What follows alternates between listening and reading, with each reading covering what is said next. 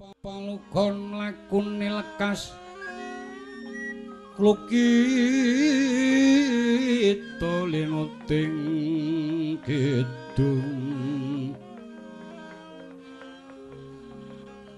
kadung kader ngamomong memangun memanah rahayu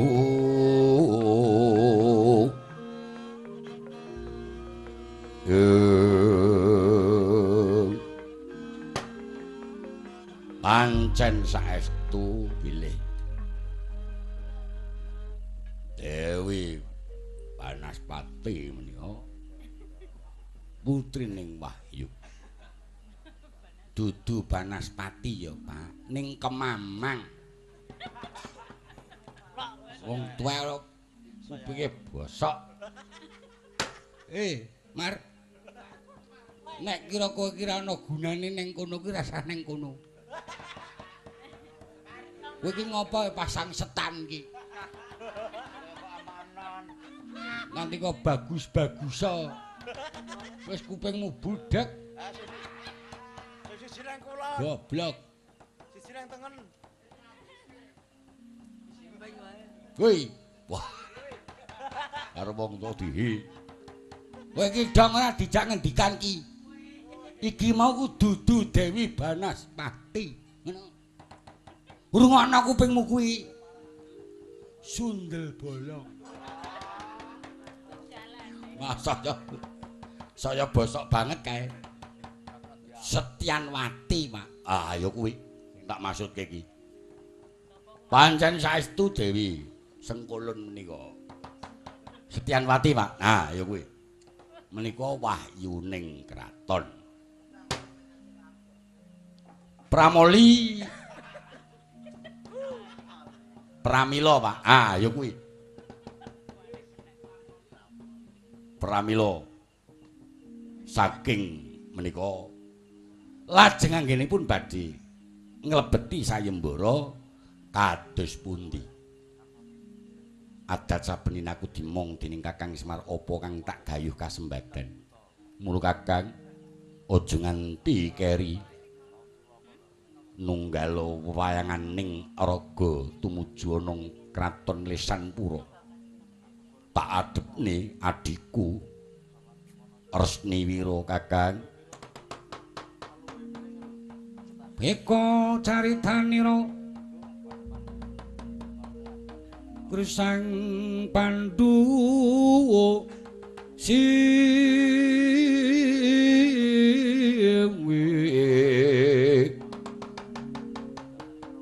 kang arsa ngleb Amasubrata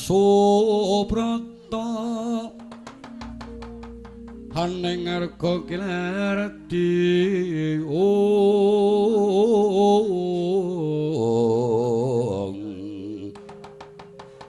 Jawata mangayu bagya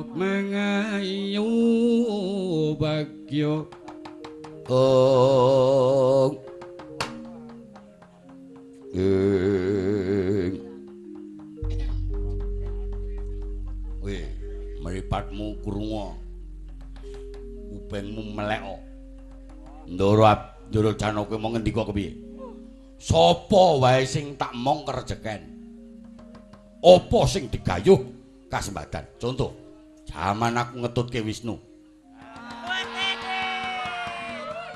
apa sing digayuh dheweke kasembadan nganti ibune Wisnu karo aku seneng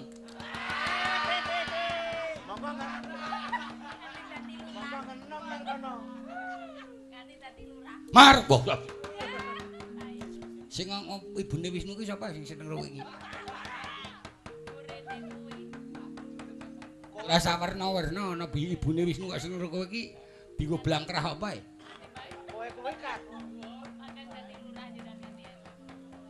ora do ngerti kapribadhenku ndelok wong kok aja ning tata gelar ngono kowe ngerti apa batin-batinku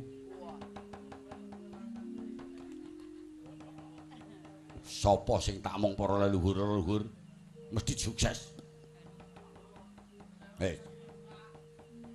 aku mbiyen keamanan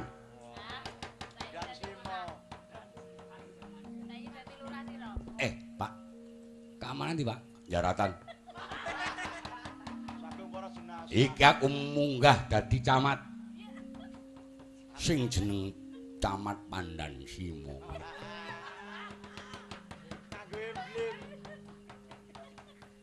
Syukur Mar.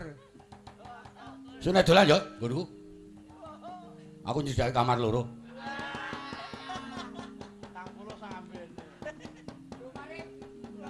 Monggo Den, kula dhereke nolo garip itu Bagong. Ndara mundhir iki. Nggih, Pak. Nggih, Pak. Nggih, Pak.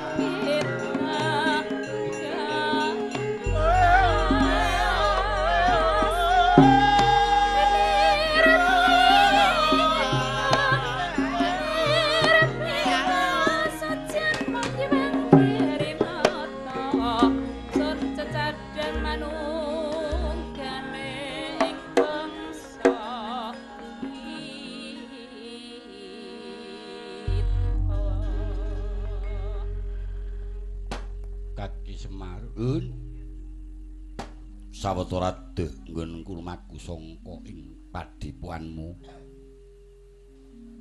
Saya peteng jroning alas. Kakang, ngeten nggih. Sapa sing bakal duwe penggayuh? Menika kudu wani Papa Cintraka. Iya.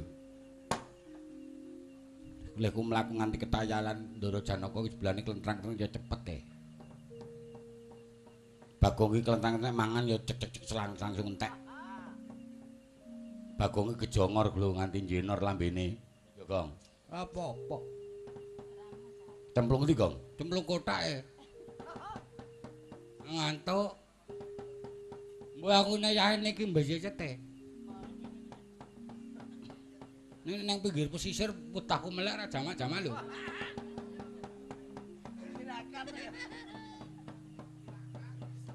Cok karo kae apa karo Jumar Semar kae apa?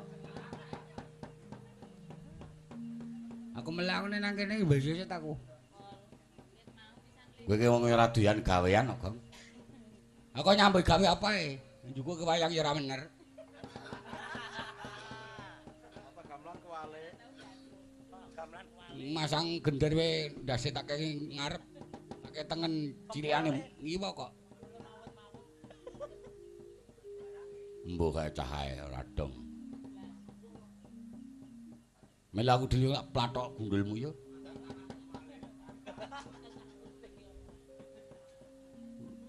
Soale wis ngantuk ngrihan iki mbesicet aku iki.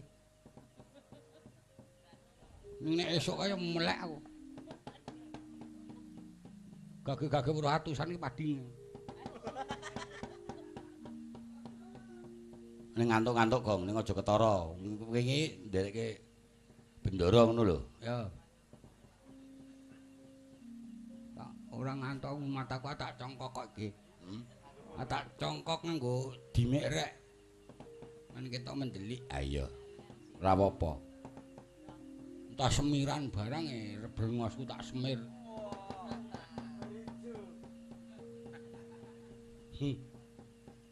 Ana brengos kok semiran. Ora sak untumu, Gong. Men kok reges po? Niki mangke tesih tebik Kraton Lesanpura. Iya, Kaki. Ngatos-atos ngriki niki tesih kathah kewane. Pun monggo anggenipun badhe nglajengaken lampah. Ngatos-atos Den niku mangke menggo adat sabene sok wonten kewan macan naminipun macan gimbong niku lorek. Mongko mencorong niku nek ngematke.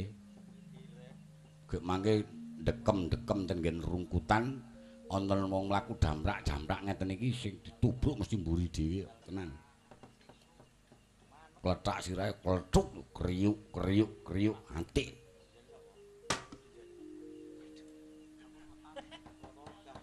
Ngopo Gong kok pindah Gong? Adem. Nah, mangke terus menggo ngidul nyabrang kali.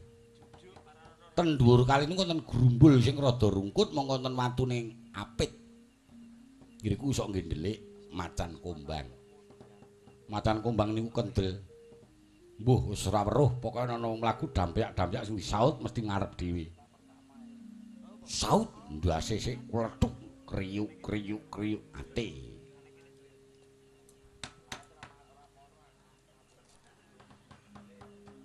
Kok ndresel-ndresel, Gong? Adem.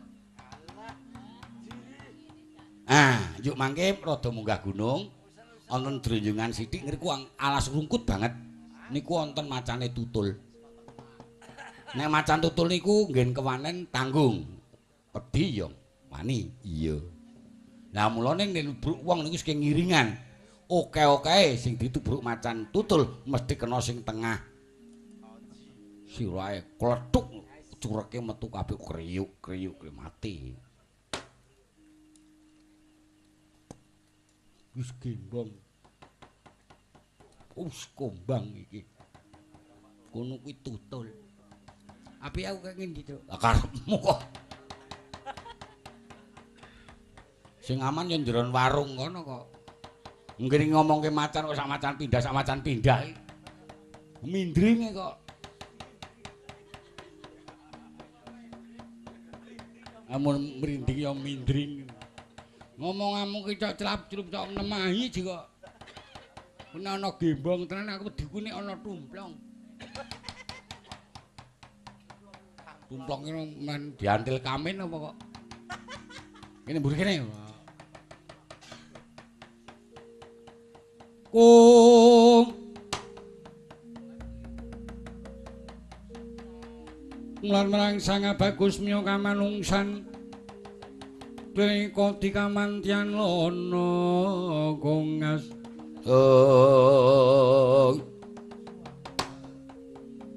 kongasing mawas lengleng bronto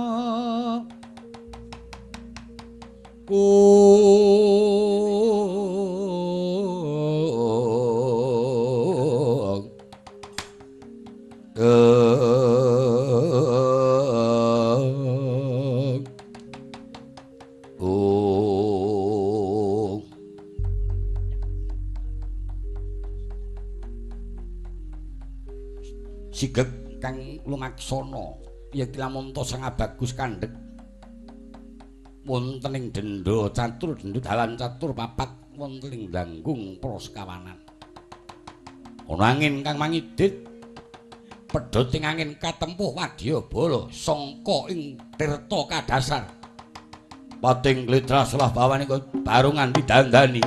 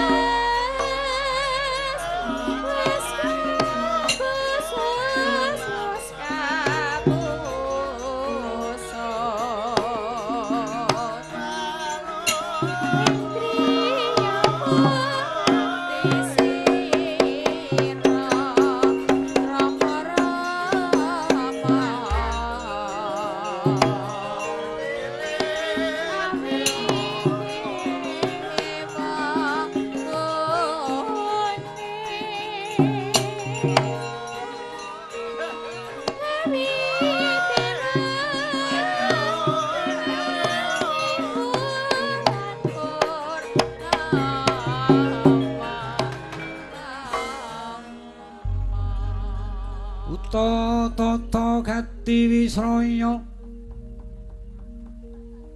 katagun maring Gusyungya kang marang ngaringis mangeses pindha maruta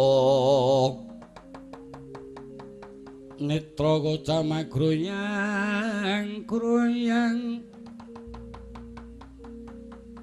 mawa sindung yen lumeku yen lu maku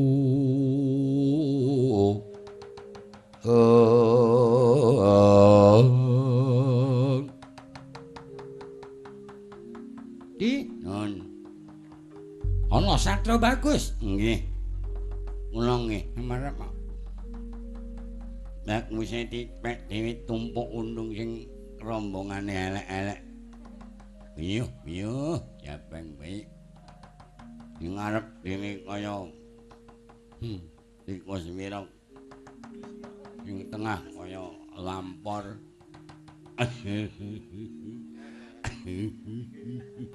ing uri dhewe nang kemen ndredek kok talang dirasani gong mek buta sing irunge abuh lho nek Ndara Janaka baguse kok dipek dhewe rombongane elek kowe dinekke tikus wirok. Sapa sing muni? Buta mburi dhewe lho. Oh iya, Mek. Aku dinekke lampor. Aku ketoke muni, wah sing mburi dhewe kaya tulang togu. Lambene ndledek kok talang kok tulang togu. Kira sing Haji Muhyiddin kae. Ayo udu. Woi. Kowe muni piye kowe? Iso ngomong to. Cathek irungmu sisan. Muni ngono. Ngunekke wong kok talang-talang. Mripatmu kok jengkol. Bokongmu kok raiku. Walik. Raimu kok bokongku ora kok bokongmu kaya raiku. Oh iya, Dik. Mah luwih elek ya Dik embuh. Lentingeng. Satria baku jenengmu sapa takon-takon ngendi mamu sapa jenengmu takon-takon. Aja mati tanpa ran jenengmu sapa mamu ngendi jenengmu sapa ayo ngaku. Mula kuwi cerewet banget iki. Pun ngendikani den mangke ndak. Idune nganti nyiprat dadi penyakit kadas kudis. Kowe takon marang aku, "Ya, jenengku sapa?" Genti takon perjut saka ngendi, sapa kang dadi aranmu? Wuri sangka ing kraton Tirta Kadasar, aku kesete Mgasare, Gustiku Prabu Bajul Sengara. Aku Tikya Klantang Mimis. Sabda Yaksa.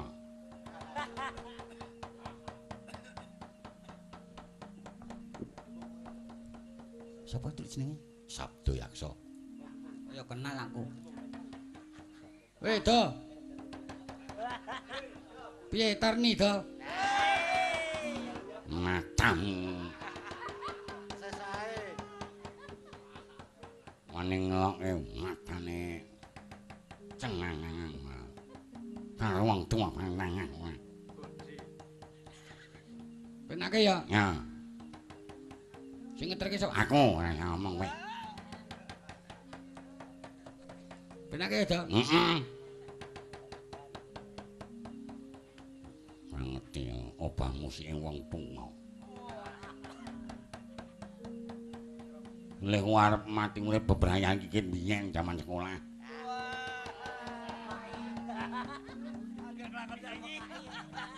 Mbak Yu kelas. Ketoke tuwa wedoke. Ya, Mek. Muri kok. Matune kowe meri karo aku. Ora meri-merinan kok ngono dimereni kowe iki dodo. Lho ya kowe iki mikir ngomah kapiran kok nyelo-nyelo. Mas gua pikirin. Pangkatmu tukang jaga malem kok bojone loro. Apa tok pakane sekrup? Kamu.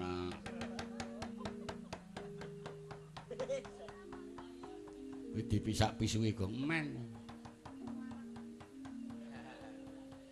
Nek kudune kowe ngerti sapa to aku ngono. Upama ta wong umum kowe iki pernah aku iki makmu cilik ngono. Nyak.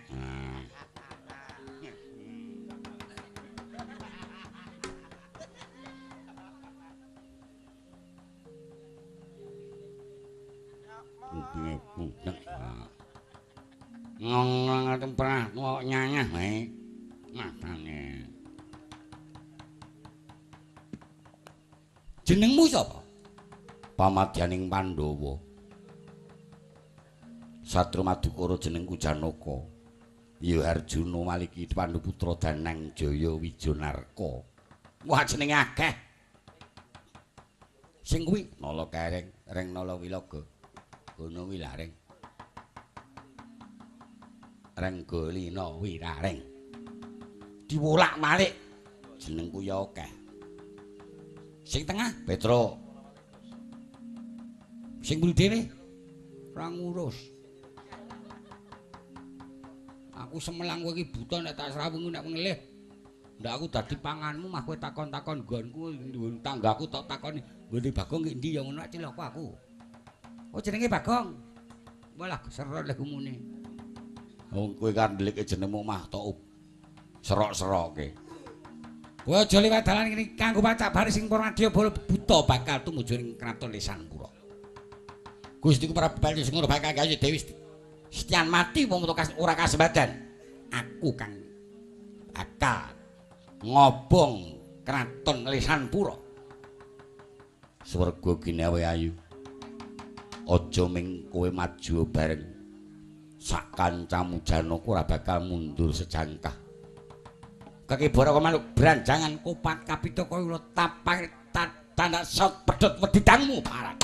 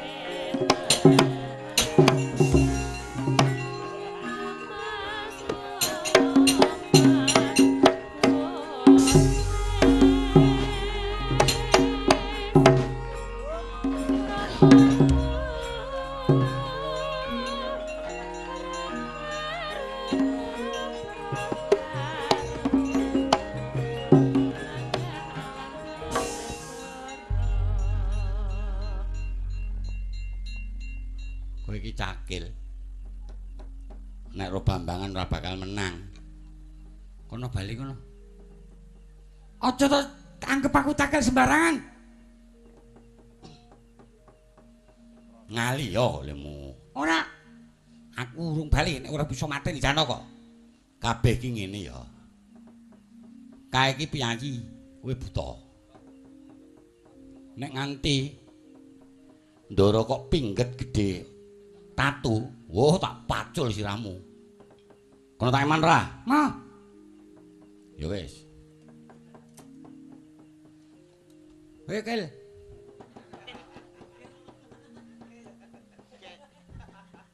Nyeluk kaya mengkel. Iki mulia kowe iki. Timbangane darep-arep bojomu ora ndek bojo ra kowe? Duwe, ya cakil. Duk. Ki ngene ya kabeh ki semua. Dadi tak omongi. Kowe ki rasah Nyelo-nyelo ngono. Mergane maju perang kuwi kudu tata-tata ngono kuwi. Mas. Nek tanganmu ngono kok dadi mambuntut aku ya. Sing ngentut kowe. Oh, modar. Mesti kowe. Oh, mbok totoan apa piye? Ditung. Ndang tut. Jendila lawa. Sapa wani ngentut ditumbak raja tuwa. Iya kowe. Aku ora ngomongi kowe demi keselamatanmu. Ngono. Dadi kowe iki takon mulih aja wani-wani karo kae, ngono. Aja nganti kowe dadi korban. Mambu meneh aku. Suwe-suwe mah dekku tak seret dhewe aku ya mumet iki. Ngene ya narak tenan wis.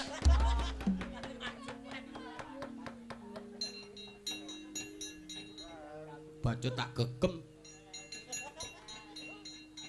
Ayo Bagong ndang jenis.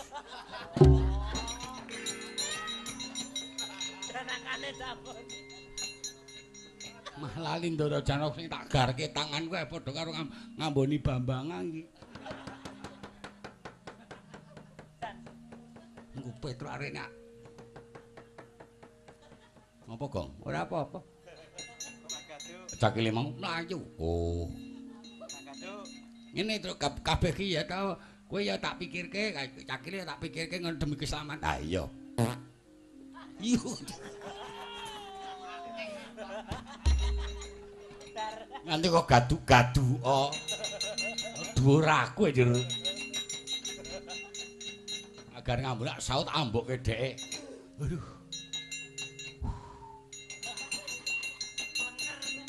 Mangsa angin sanalika aku truk mudar sisan. Den, dirampung ngono, Den.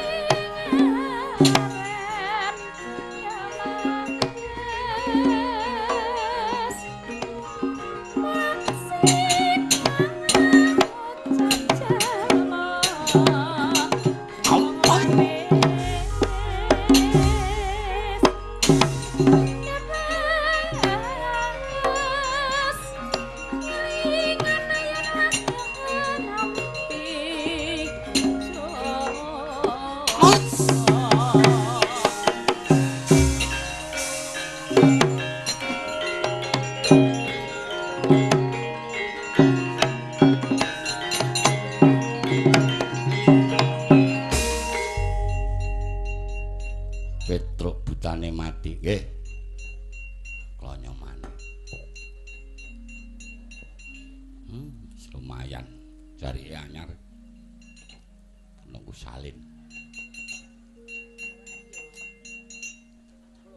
Wah, wis dionceki. Sing nglonyomi sandangan buta sapa ya, Truk? Aku. Sandangan buta ki ana sawane. Nek nganti kowe engko kena sawan, ya nek ngenangi kowe nek anakmu. Anakmu jeh cilik-cilik. Aku meng ngomongi lho. Luweh. Oh iya ding buta ki ana sawane nyanyi kok ndak mah. Anakku sing kena sawan mah cilaka. Mayan. Wis tak baleke aja nguk. Sing upane sandal buta masa gak aku buta ki ana sawane. Ket biyen. Ya nek kena anakmu isih cilik-cilik, isih tak gedhe. Nek kena sawan tak tambakne. Nek mati, ayo men ngelong-longi kok demu. Sing mati do anakmu kok. Oh. Kalah buruk aku. Oh.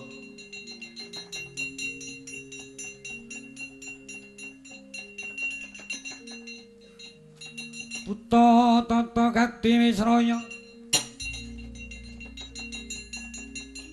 gatagut maring gusyungnya kang mawingis ingis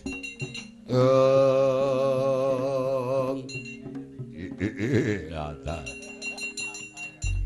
kancaku gumlimpang dadi kuwanda merga saka satria bagus aja mlayu mrene legane ngatiku sapa kowe Janaka kowe sapa Dik ya tambak boyo ora minggat kletek iki apa sendal-sendal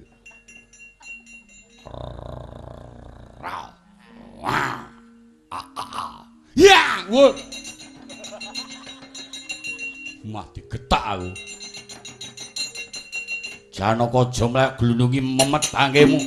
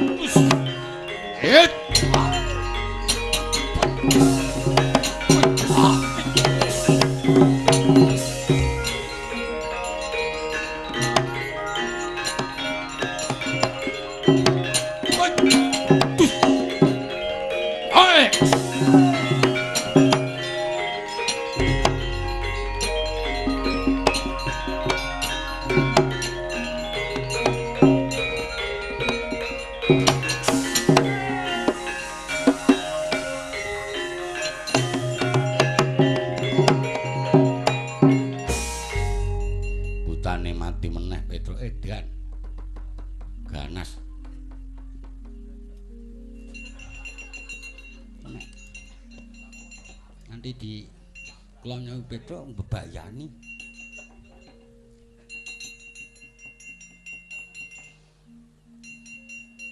ndak dabusi Bagong meneh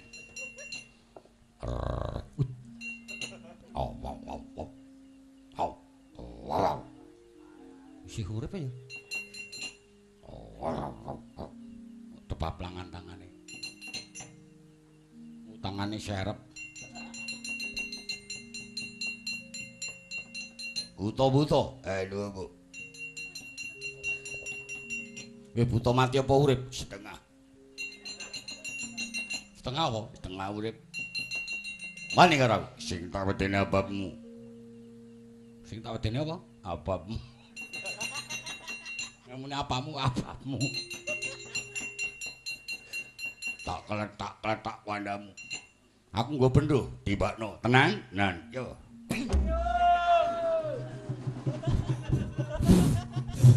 Munyok tenan. Tangane dipapangan. Mudar kowe. Butuh mudar yo ndak kon guang. Buta galak. Solae lonjak-lonjak. Sarwi sikra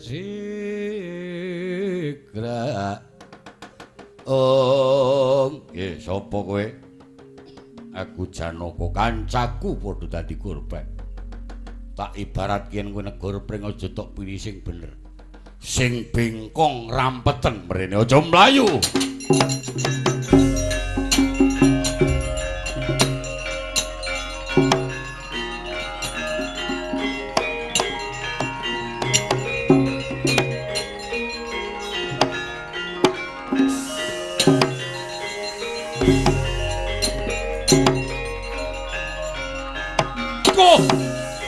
amuk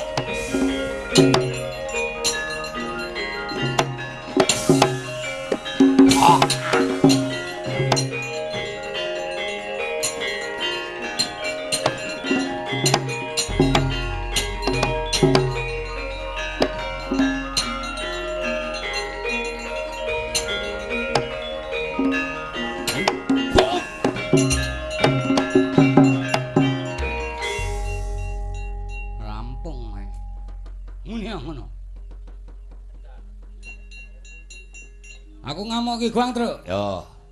Buta gemrita Guang. Yo. Muter.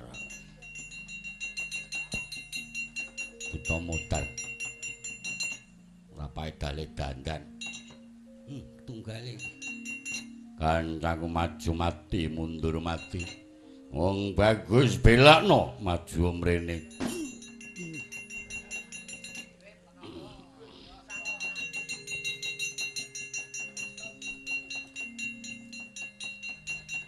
Ayo kanca-kanca maju.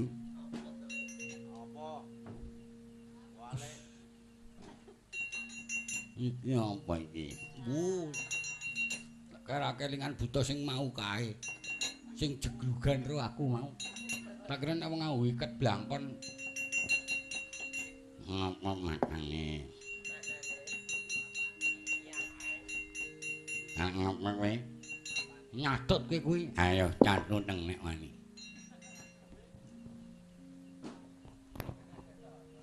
Nah, gitu ki. Tak deleke mburi angapa kowe.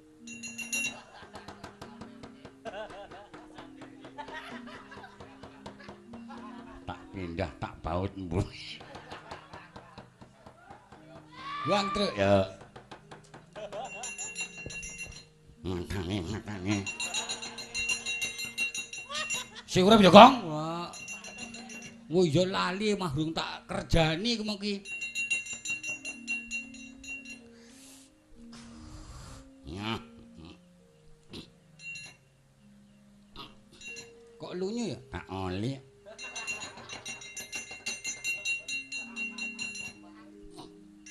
Malah kesel dhewe aku.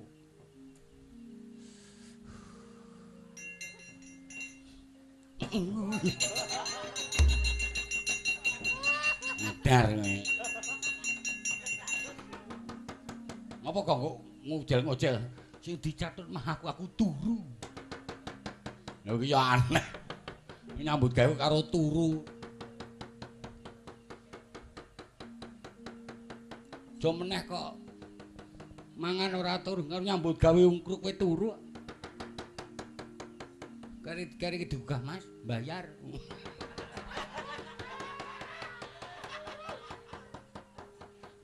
Gundulmu ora. Nangane.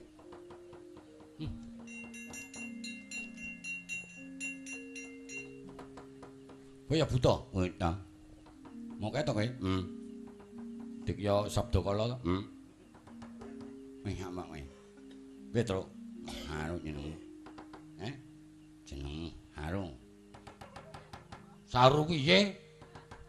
Samana. Petro. Saru. Oh, diwalik. Nek mar disem ngono. Reng digang ngono to. Nek gong dibak ora, nek Petro ya kamu truk dipe ngono. Kemripik nah. Kemripik. Kowe iki kecilik, lemu bindeng iki lho. Bayi kuning iki penyakit kok, Kang. Sapa sing gelem nampani duitmu? Heket. Mari aku. Aku suwun kan, jare wong Jawa ki sok mlira ndamu marai waras. Lah lemu lara bindeng kuwi ket kapan? Ya kira-kira 45 tahun seprene. Lah umurmu 35. Lah kok ana penyakit kok susuk?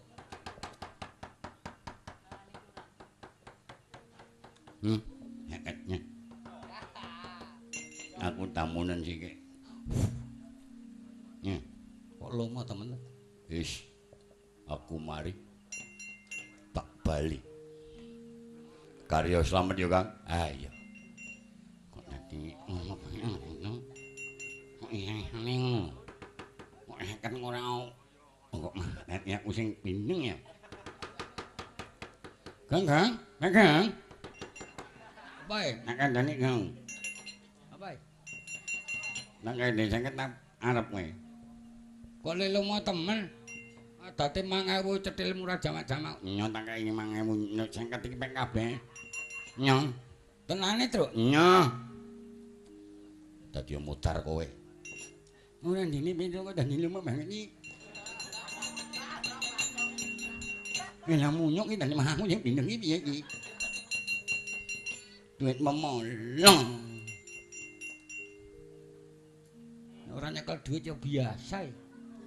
Dal tak idake. Nek tak idak ya muni. Muga-muga ana sing nemu.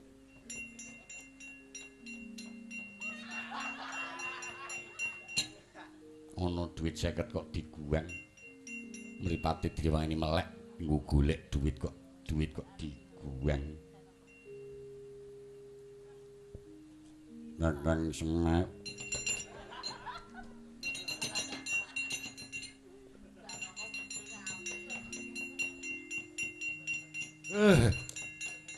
Aku mari mbokmu. Gua tak kudang tekan ngomah. Weh lah dalah. Aku nguang diceket oleh 50. Jenenge Buk. Iki padha wae. Gusti Allah. Tak ku mau iki. Wis padha wae jan dikodrat aku bindeng mbok ya seben lah ora.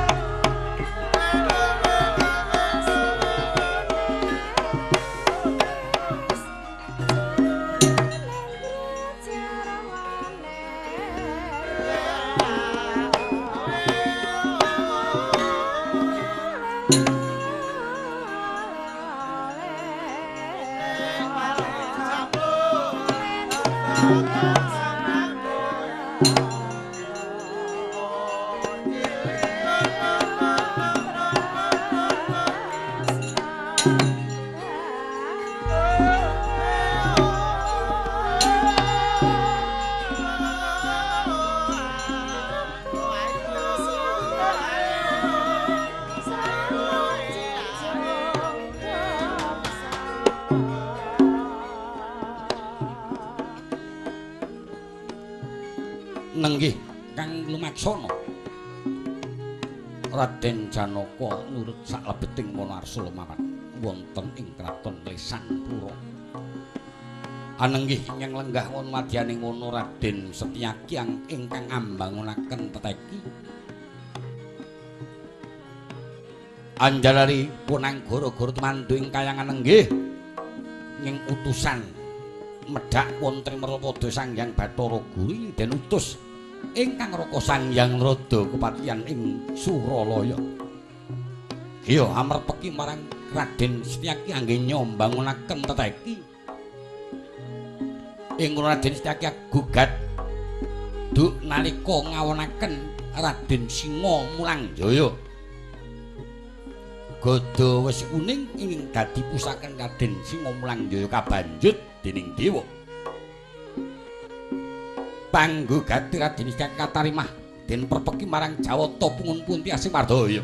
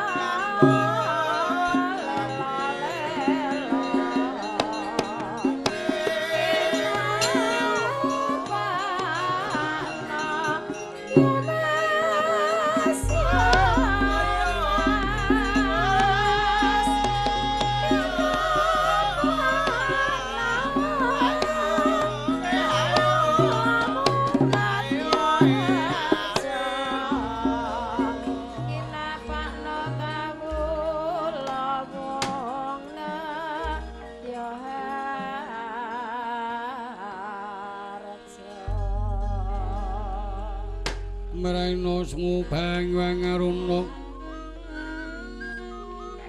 kati paning agorapu sabdaning kukila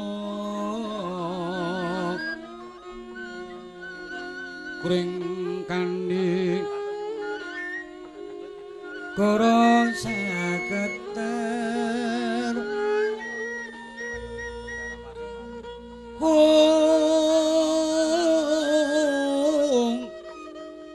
kegidunganing kung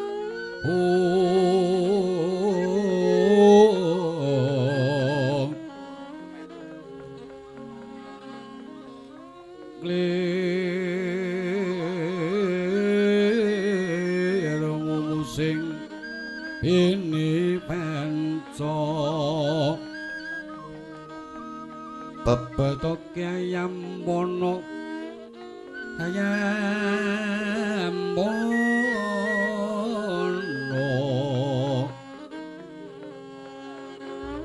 oh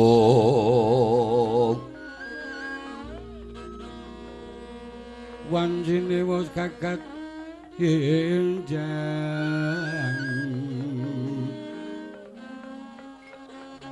pinarung swaraning beksi manyura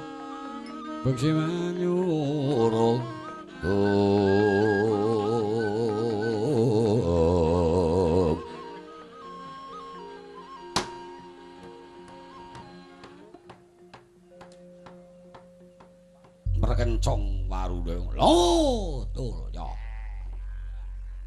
mbuya bakal samar kaya iki Setyaki ingkang ana madyaning wana mbangunake teteki kula nuwun inggih pukulun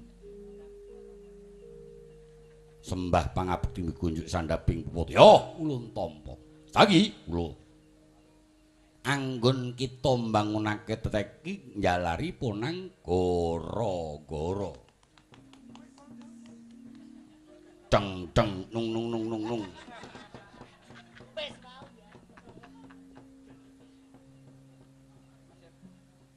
dewa padha kontrang kantringan padha sesambat yen tok ana prabawa panas mula kang sanga iku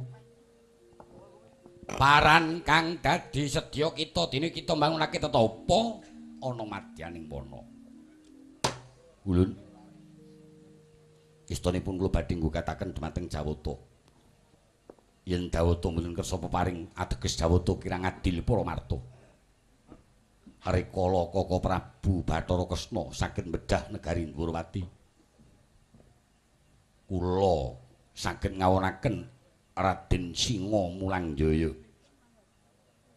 nanging pusaka Gada Wesi Kuning dipun pundhut dhateng pukulun Bathara Narada yen to paduka ngendika bilih dereng raga titi mangsa yen to Gada Wesi Kuning dipun paringaken dhateng kula pramila badhe kula suwun sakmenika sinten ing mangertos sing tembe kula badhe dados senopati hanyena padeni para Pandhawa tanding dhateng para Kurawa ulun merkencong waludha dulu ya iyo ali codhe sapa sing gawe akandhani yen kita nyuwun Gada Wesi Kuning bakal ulun paringake nanging nganggo sarana awit Gada Wesi Kuning nalika ulun gawa munggah kayangan kuwi dadi loro kelontongan lan isining gada lah wektu iki kelontongane digawa dening kadang kita Resni Wira putra Prabu Setyajid. Lah yen kita bakal nyuwun isining Gada Wesi Kuning seranane manunggaling gada ing antaraning klontungan lan isi kita kudu nglakoni palakrama marang adimu Setyanwati. Yen kita mbuya gelem palakrama Buya bakal kakon Gada Wesi Kuning jeneng kita Wengku mengkono Kyai.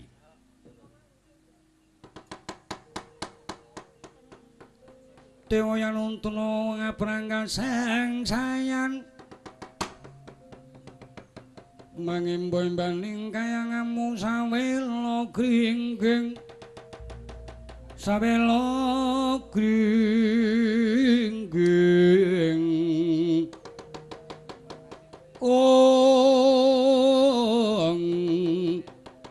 Dewa kang minangka sekaring bawana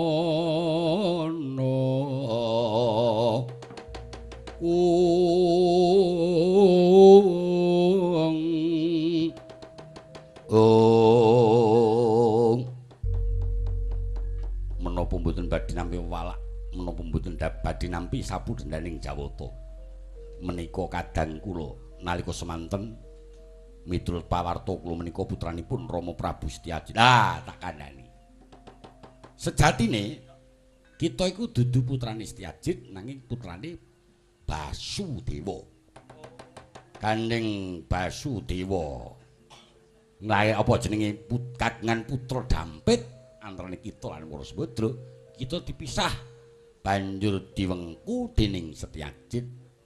Dadi Setyanwati iku senajan kadang kita kepetung kadang taruna kena sinebut adi kita nanging adi nak ndulur awit kita putra sepuh Setyanwati putra enom mbuya ana sesiku mbuya ana sapu dendaning Jawata yen ngaten kepareng mugi kaparingna gada wesi kuning badhe kula tampi sakwise kita tampa tindakna apa kang dadi walurun wis tak dawuh kulun.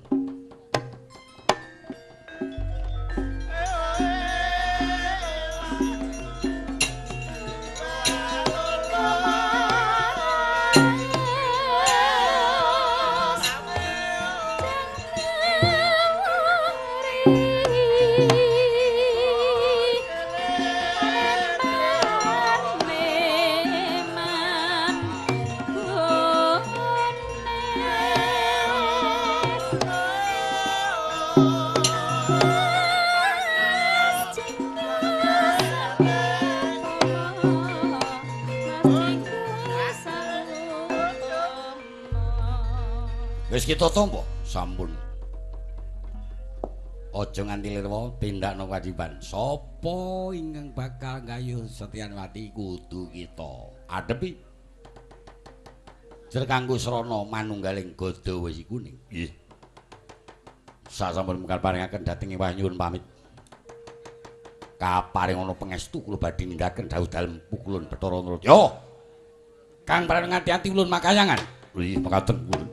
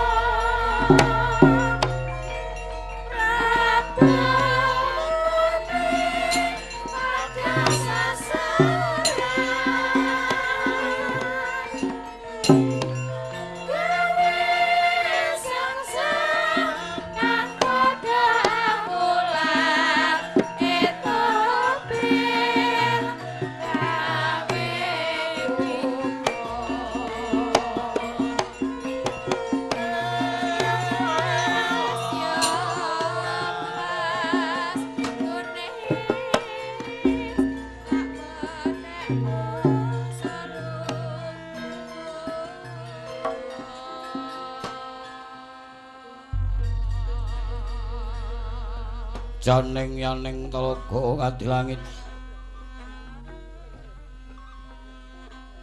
mambang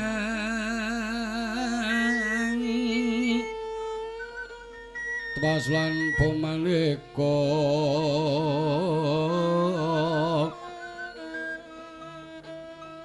lintang toya daya kusuma yana sumawur yana sumawur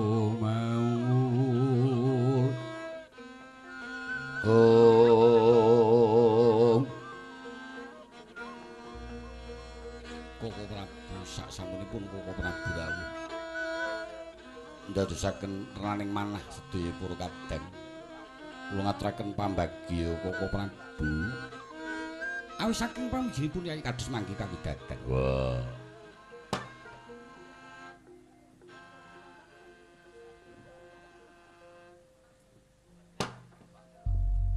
Sembahku tampanono jrideng kakangku. Iya Dimas Werkudara. Sungem kula kunjuk Koko Prabu, sungem kula kunjuk Koko Prabu, Dimas kembar tak tampa. Dados para kadang Pandhawa ing samangke sawetawis kadidene pepeteng manggih ing obor sewu. Sawetawis padhang tetrawangan saksamunipun Koko Prabu rawuh. Temtunipun boten badhe kirang anggenipun matur kang putra Gatotkaca. Ngengingi dhateng murcanipun ingkang ngrayi kadang kula Dimas Arjuna Koko Prabu. Tanggung jawabmu jeneng kakangku. Slamprong minggat ora bali-bali. Mongko ora tau pamit marang sapa wae. Kula semanggaken Koko Prabu anggenipun badhe menggali. Yayi. Ingkang putra Gatotkaca sawau sampun kula paringi dawuh supados ngupadi dhateng Dimas Setyaki jer. Dimas Setyaki wedal samangke ugi murca saking ngembanan. Yai, monggo sareng-sareng meminta paring Bathara mugi Setyaki tumuli timbul Janaka tumuli kondur wonten Indraprastha, Yai. Tandya Prabandhawa Biyoga mulung mangusiring prasata Kurawa kambagungke Srukadite Klarot katut sagung praratu henget kang kapilayu sang Sodama Yang Pradipati Oh Yayi kula Koko Prabu kula badhe nyuwun pamit badhe kula upadi Dimas Janaka ayo Werkudara yo Yayi lan Dimas kembar rinten pantara dalwamun alus pegat ing panekung kula trimaos isining serat Kalimasada kula ngestaken dawuh Sena ayo njaluk pamit yo Barpati kakangku njaluk pamit nderek Kresna kakang mulih jlamprong prana ngati-ati Dimas Werkudara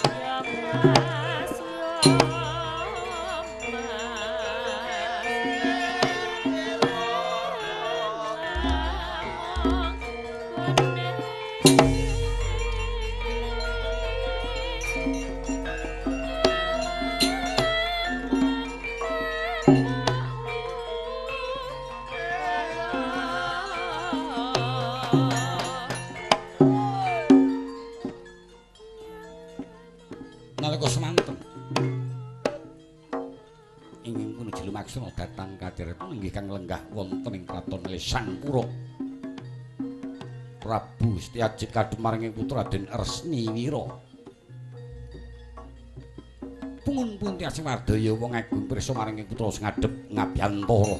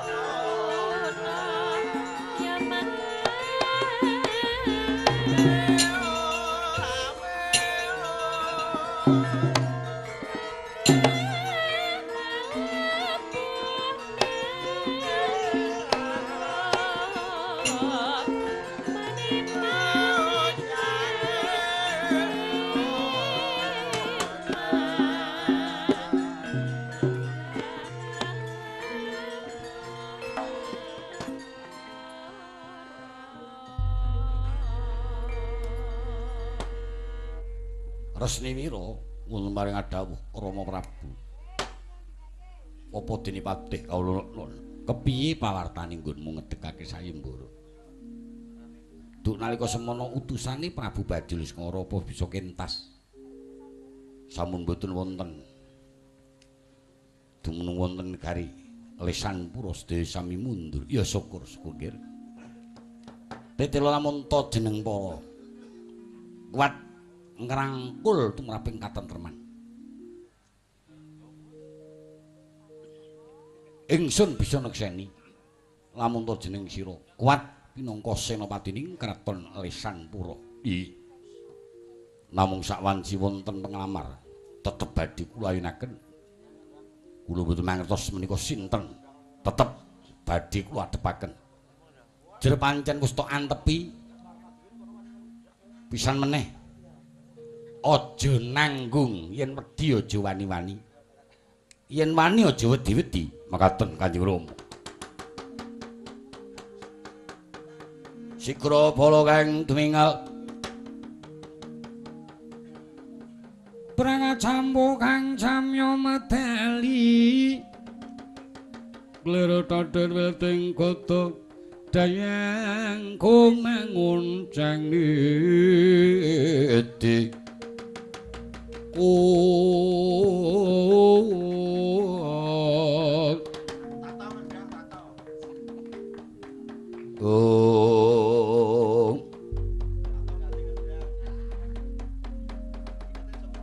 Kocapa eca ing sami imbal wacana nenggih ing Ngabyantara aku Raden Setyaki.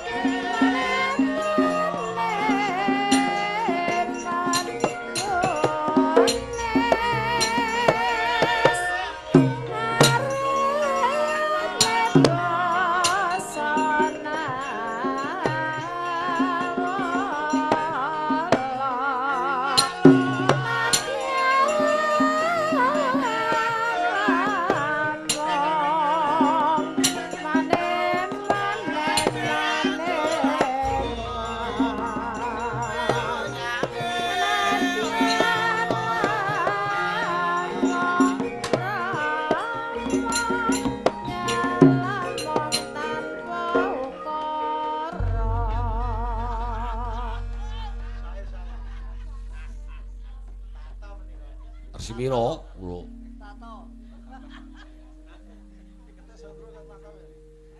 banter banget.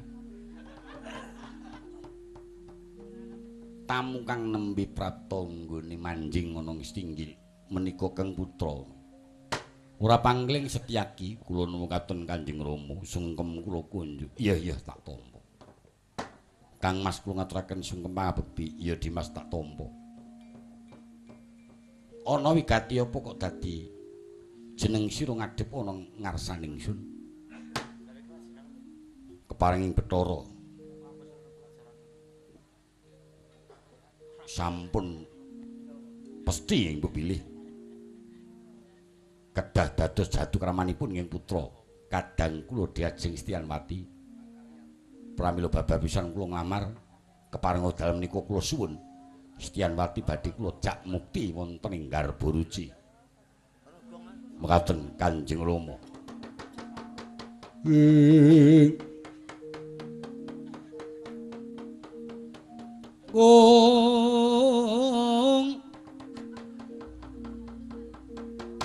Semangkang guru sesumbar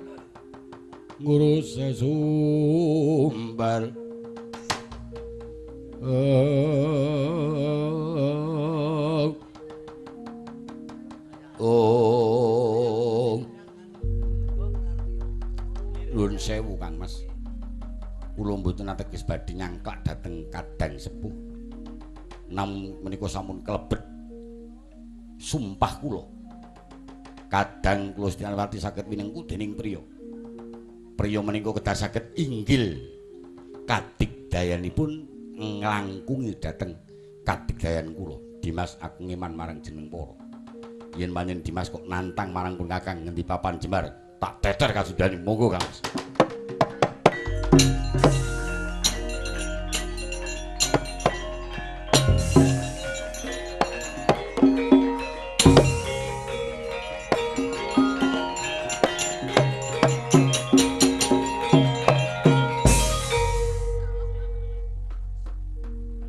Kudune sing metu loro kok dadi telu ki mau.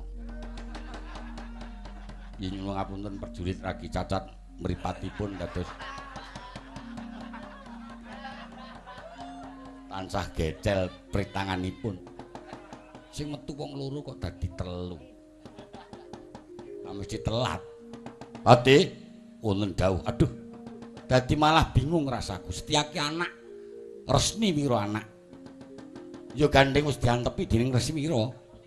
Coba gak bakal tak caketi nggone padha Pancakara. Kula semanggaken sinuwun.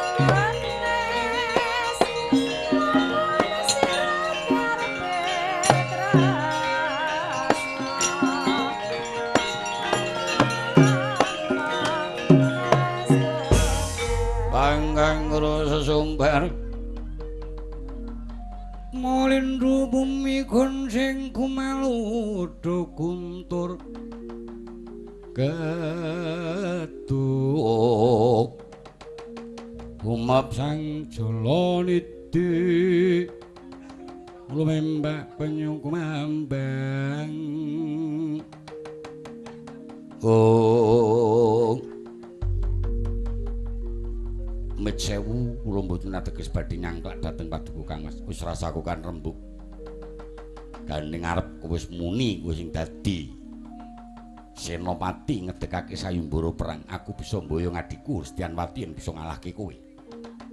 Saiki kowe ngetokno kekuatanmu, kowe ngetokno kasudibiamu. Kembarana tumandangipun Kakang Mitsewu kepek saka wani dhateng Kang Mas Setyaki tangkep dodong milang tatu nganti sing mati babu.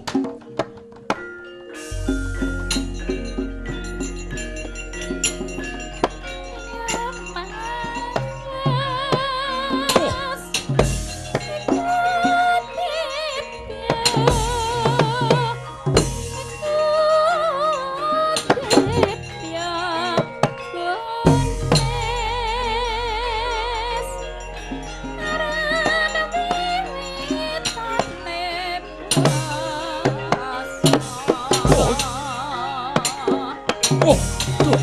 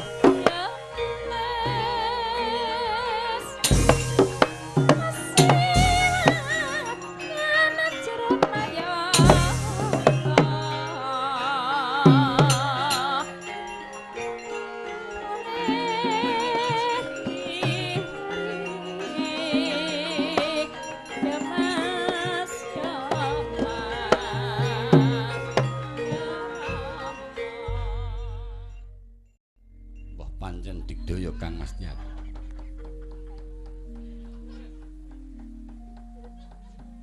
Yen panjenengan digdaya ungasna kaprawiranmu. Kang Mas, kula mbeta gada wesi kuning. Menika kangge nyabet Gunung Jugruk Watu Ajur. Kula tring nguasaken dada yen Kang Mas Tyaki setunggaling Senopati. Gawan mreti banot tameng dada aja mlayu Tyaki.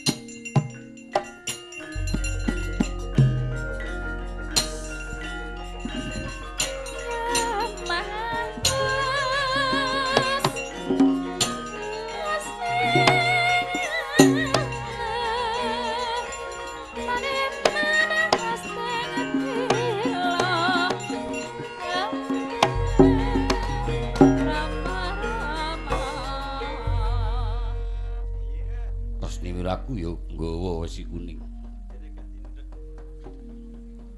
Tangeh aku wani marang Resniwira.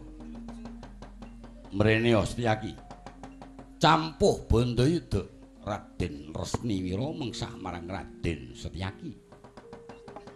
Jergada wesi kuning sejatine ing kono siji dadi loro. Klonthonganing gada Den Asta Den Raden Resniwira, isining gada Den Asta Den Raden Setyaki.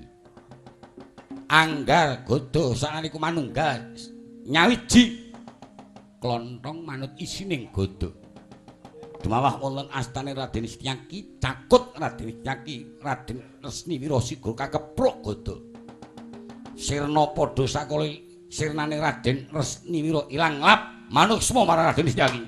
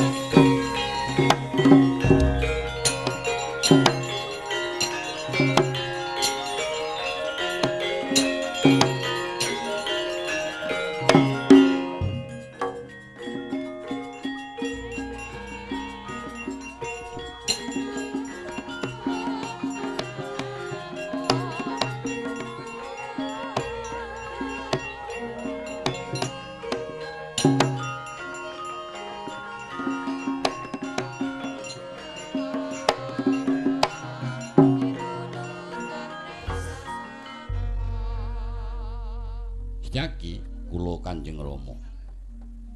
Kowe tegel marang adimu. Upami kula mboten mentala dhateng kadang kula Dimas Resniwira temtunipun kula ing badhe dipun tegeli. Yes kabeh wis kebacut mbok menapa pancen kudu mengkono. Sangka garising pepesten tumraping dewa.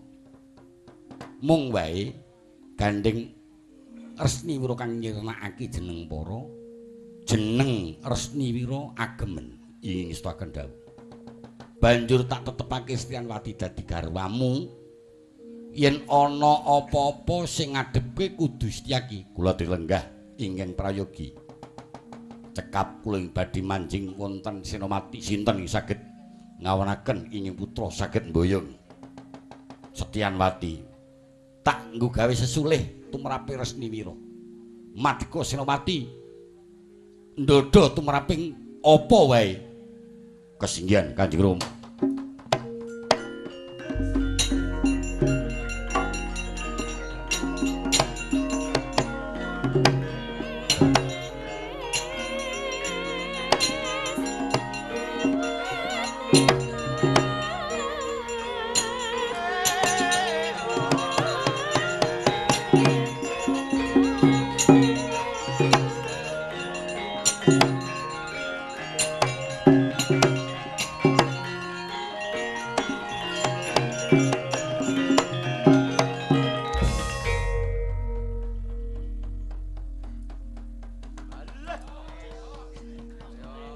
Iki wis esuk ya, Kang. Ambek yo men tak kalihmu. Enggak ger-ger rampuk gak wis kadidung wae ngeyel kowe iki. Metu yo mek ora yo mek kalihmu. Ora metu yo diarep-arep metu esuk kapan iki kok. Kesuwen le metu yo mahon sing muni kok. Muni-muni wae. Kula ngaturaken sembah pangabekti Kang Mas. Iya setia kita tampa. Karo Petruk nggih. Karo Bagong. Nggih. Sarombongan nggih. Mampir. Mumpung cerak. Mampir nggonmu ndi? Serpeng. Mampir Tlaga. Ambil beke kowe iku apa ora? Serpeng. Pancing. Kersanipun Kang Mas Janoko wonten menapa? Aku bakal nglamar Setyanwati, bakal tak boyong kuwi putrining Wahyu. Kang Mas, nuwun sewu. Diajeng Setyanwati wedal menika sampun dados gadhan kula. Lan sinten iki badhe boyong Setyanwati kudu iso ngalahke Setyaki. Bila kok nantang wong tua. Aku iki kadangmu ipe, Mbak Yumu ki tak pek. Nek warwani karo aku sembodra tak pegat. Mang pegat. Ora ya akeh sing ngarepi. Aki ndi anak siji ora apa-apa. Sing ndi anak loro tengi wong eneng kok.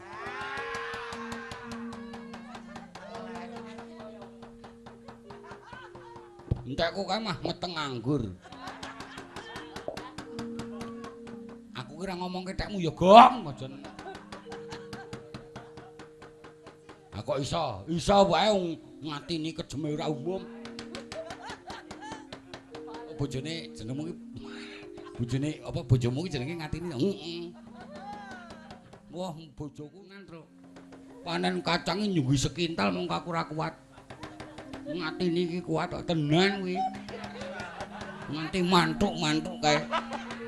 Tak ruwe wah beto kacang Mas matamu ngono. Karo bojo kok ngoneke matamu. Arang tak poyoki. Bojoku pothoke ra umum, mbok kok dilengen modar terus.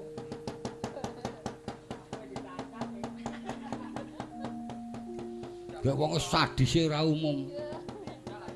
Nek mentelke nganti arep kaya copot-copot manike iki kok.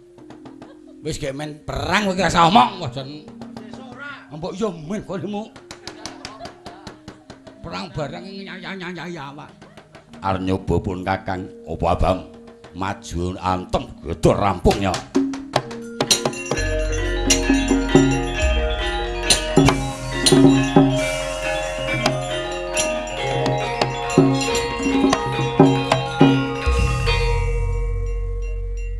Sapa iki mari ngucap rasane Setyanwati? Rene.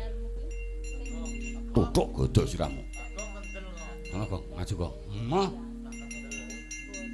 Barang kaya ngono kae mah medeni kok. Kayak godhok cilik. Cilik iki malah medeni kok. Jenenge Cigur. Cigur ki apa? Cilik gurih. Cilik gurih. Kayak gareng cilik ya. Gadane kontel kae. Ge mongko dikai pucuk plontang.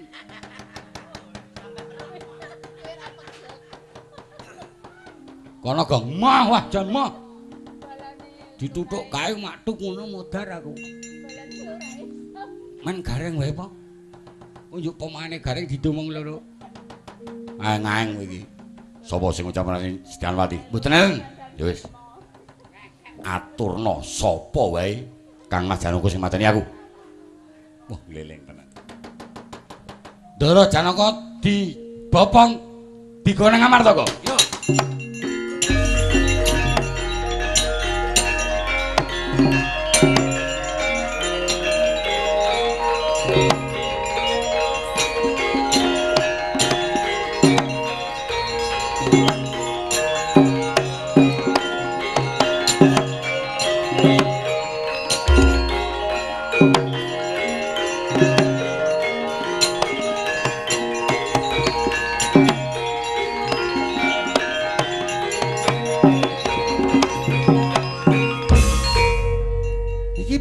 Nggih.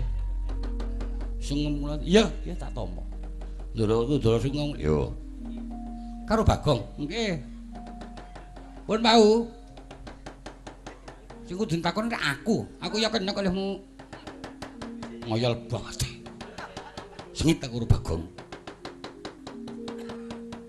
Kalih sinten Om? Karo Ndara Kresna kok muni Om. Lali ding. Kalih sinten Ndara? Karo Werkudara. Oh, mung wong loro. Heeh. Kowe aku rombongane. Kowe pira? Nggo 5 aku. Janaka Semar Garing Petruk aku. Ora mung wong loro kowe. Lah kok dadi nggawa Janaka tan kena kinira jebul ilang nyawane. Nggih, Ndara Janaka seda niki wau ngeten. Piye ya Gong liar omong iki, Gong? Dadine kuwi sing mateni. Aku ra ya peke woh to. Nggih menika wau ngeten. Lah terus Ndara Janaka menika badhe nglamar wonten ing Lesanpura. Lah pinanggi kalian nggih menika mboten anu dados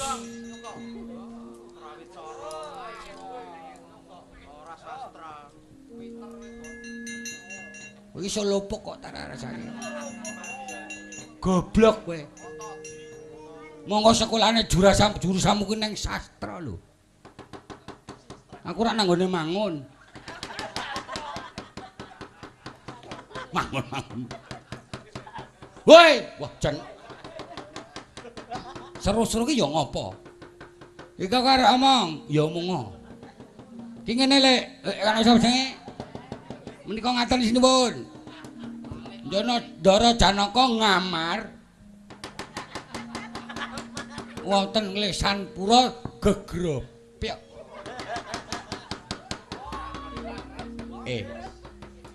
Ora ngamar ning nglamar. Ngamar.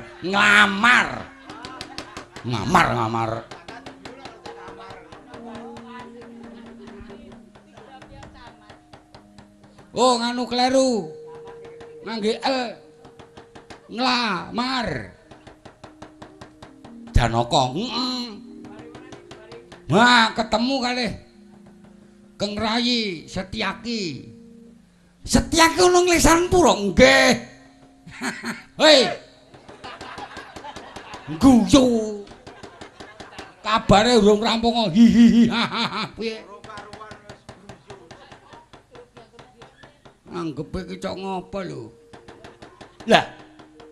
Yen ngono Setyaki bali pon ning rasa guyu. Iya.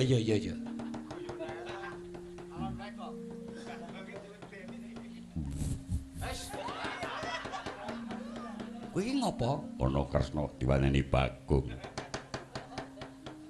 Ana wong nguyokake. Agane Werkudara gawe senyum.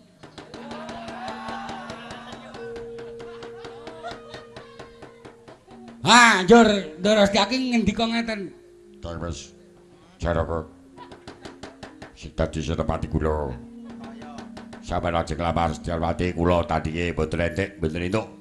Perang, Ndara Janaka dituthuk tuk gloso ati.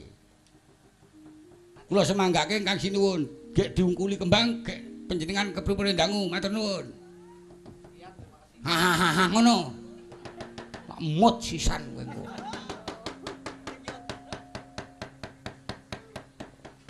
Lah untung nggo kembang ya Dimas. Yo. Coba tangi aja Janaka. Ying. Mulat marang Sang Arjuna sumya kamanungsan.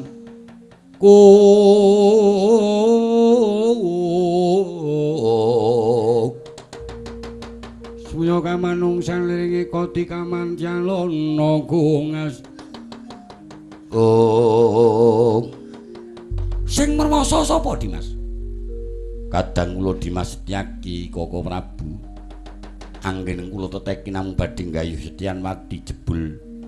Setyanwati sampun dipunaken bilih menika garwanipun Dimas Setyaki. Wah. Saya jang. Wis sabar. Aja kowe sing maju. Gandeng kuwi adimu. Sing iso ngelekake Setyaki kowe. Nganti ki mengu Kresna Kakang ora bisa ngendhake atine Setyaki. Jak deplok sirahe. Wis percaya pun Kakang, pono kamu mlaku tak bedoni Setyaki.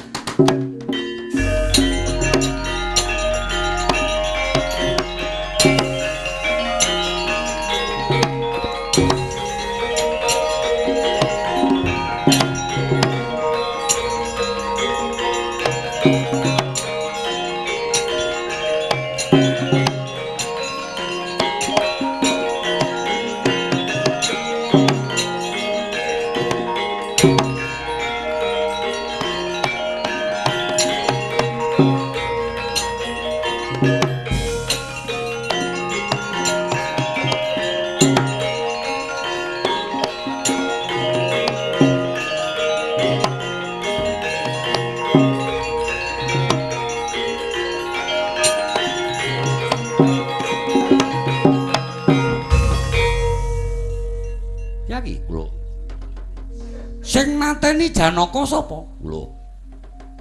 Kendel. Nggih. Pangestunipun Koko Prabu kula kendel. Kuwi lah.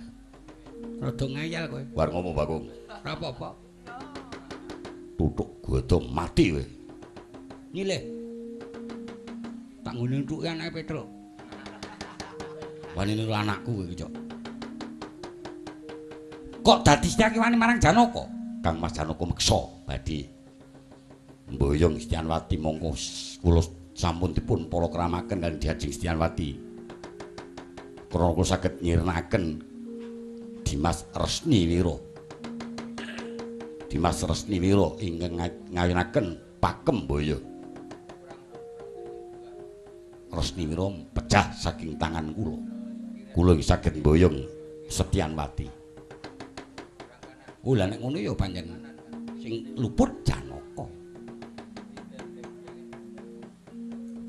Nggih, sabar sithik ya nggih. Aku banjur tumeka nang ngersamu.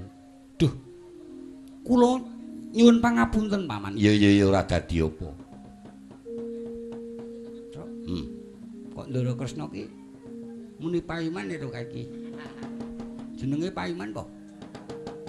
Paman ki Pak Cilik, dadi kae pakne Cilik Ndara Kresna iki kaki Ndara Setyajit, nom-nomane Ugrasena. Oh. Iki nom-nomane benyek ngono.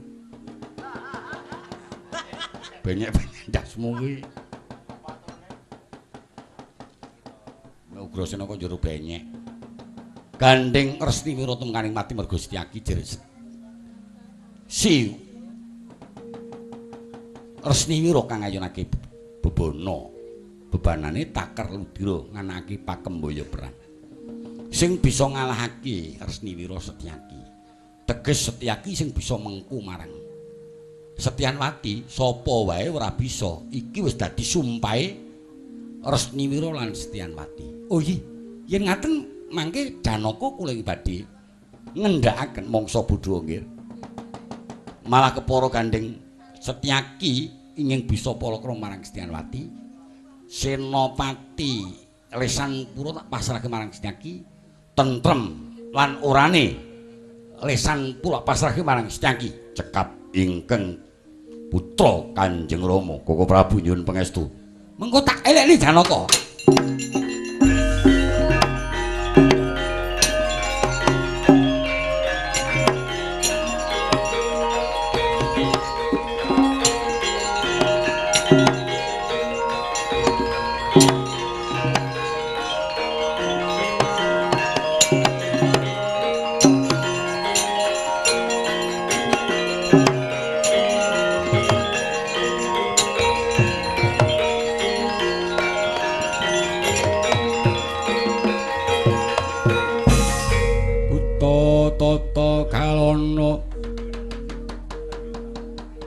Kalono kalagun maring kursyongnya kang mawingis wingis mawingis wingis kurara pare kagiri-giri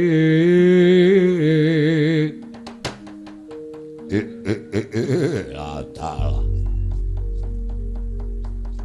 wong lesan pura tak caluk sian watu ra dulungke setakon to obrak-abrik raton lisan pura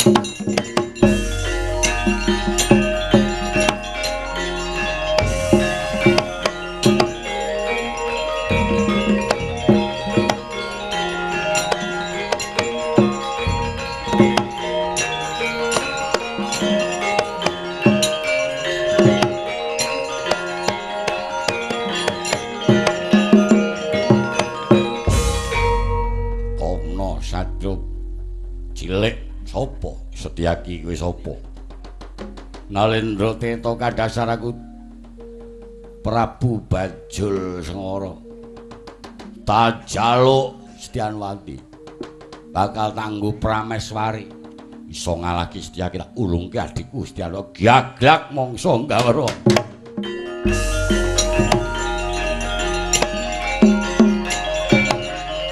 Hai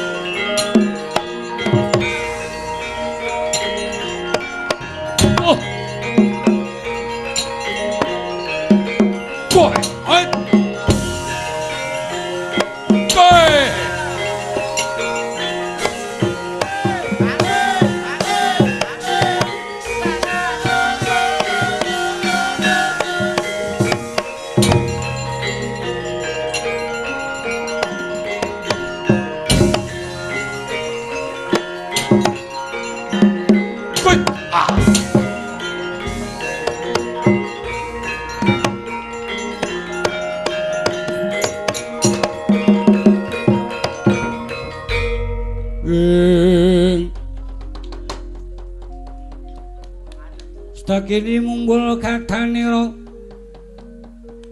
kumbambul kathanira pitung gedhi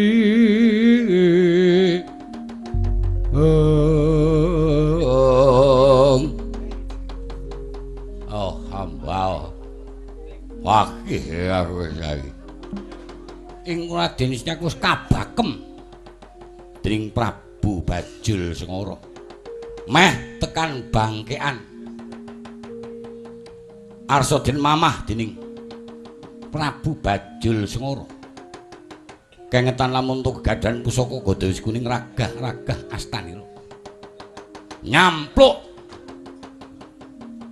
mukane Prabu Bajul Sengara Gada wis kuning sirna padha sakala Prabu Bajul Sengara ing kono awis sangka kadigdayaning ratu awis sangka kadigdayaning Prabu Bajul Sengara ketaman Gada Nurasirna nanging salah gedaden dadi baya putih kabujung manjing samudra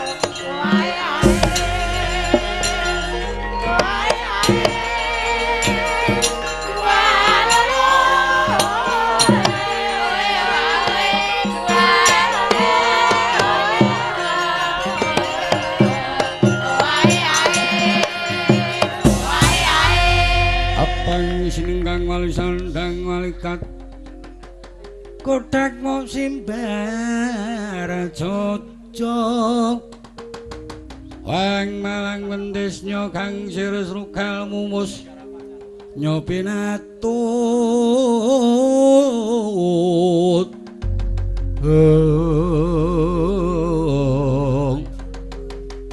warat ora patut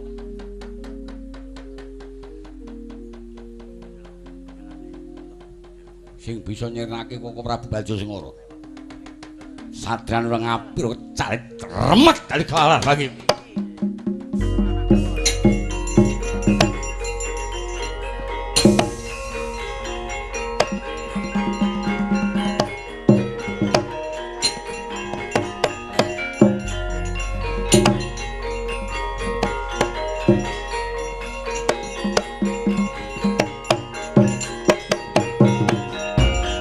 Sawoy Setyaki wis apa? Raden dengan putra kadange Koko Prabu Baljasengara. Ayo tangkep Dodo Milang tatu karo aku. Aku bela marang sirane Koko Prabu. Aja maju mboko siji. Bareng Raja Melayu. Oh.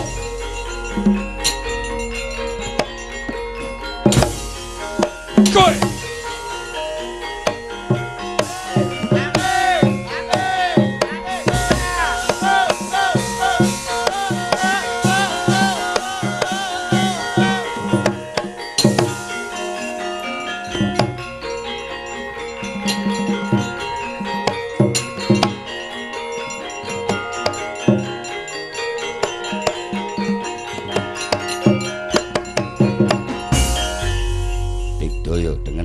Ayo amuk ing Raden Siak ngasta gada wis kuning. Lena ing kapraitenan Raden dengan putra.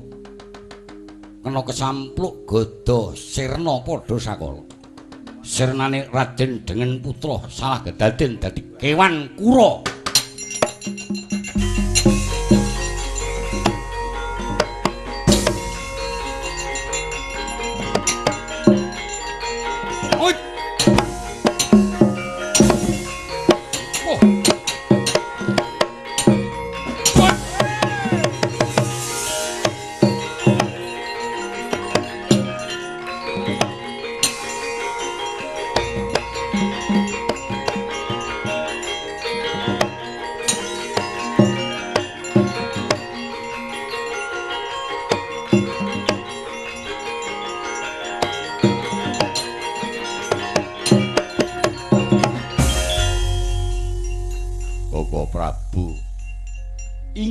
Badhe kula suwun Istyanwati. Aduh.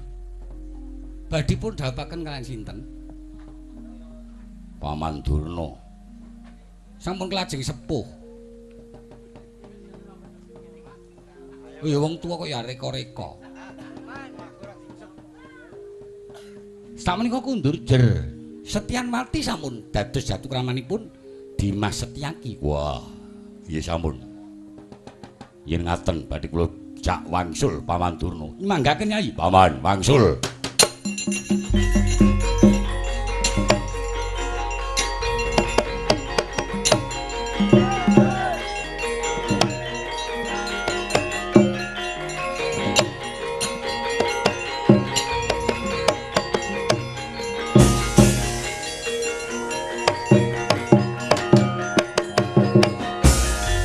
Ngalah ya Dimas. Tetep kudu ngalah. Setyanwati dadi jatuh kramane Setyaki. Ih. Mboten dados menapa. Ya timbang mengko pisah karo Sembadra dawuh karo Setyanwati. Piye? Mboten. Bilih Sembadra mawon.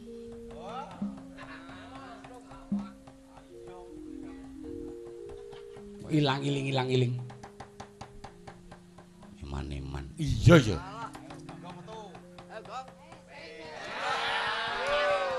Raine ya klitian kuwi lho. Kowe aja wong alok krasa nguyuh kowe. Engko nek diampet iso lara ginjel. Ya niki ngelongi kok. Ping pira mau? Ping 4. Ngono klitah-klitih. Saiki kula kowe mundur karben diadepake marang kadangmu Dimas Werkudara. Werkudara apa? Lesan pura tentrem lenggah sisa undurne.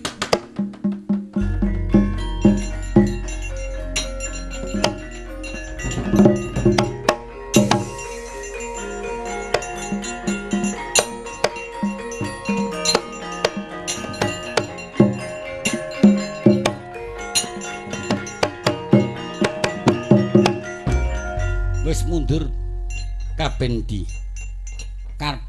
didhawuhake marang Paman Setyajid. Inggih Koko Prabu, tak ngulatake Dimas Werkudara supaya kabeh bisa mundur retu ning negara Sanpura. Kesinggihan Koko Prabu.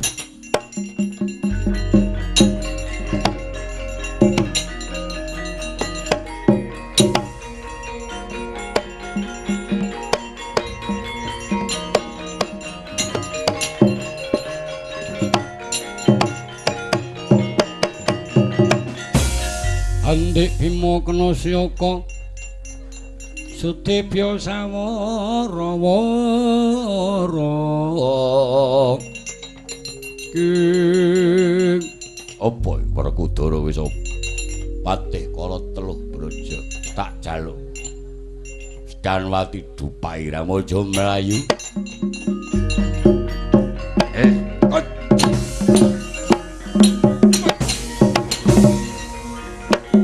Yopo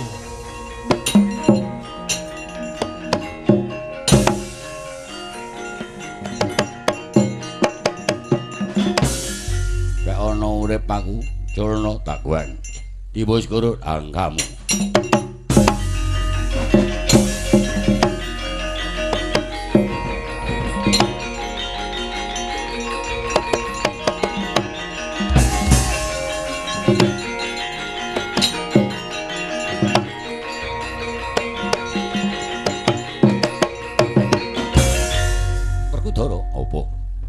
sawise kabeh bisa manggi ing katentreman. Dimas Kyaki didhawuhake ya padha diestrene wis tinggil Benaturekna. Pun Kakang Kanthi, ya tak dirake Kresna kakangku. Muga-muga kabeh kena kinarep tulodo. Sak pungkurmu, sak pungkurku. Muga tansah pinaringan rahayu, rahayu, rahayu. Dimas Werkudara mengkono.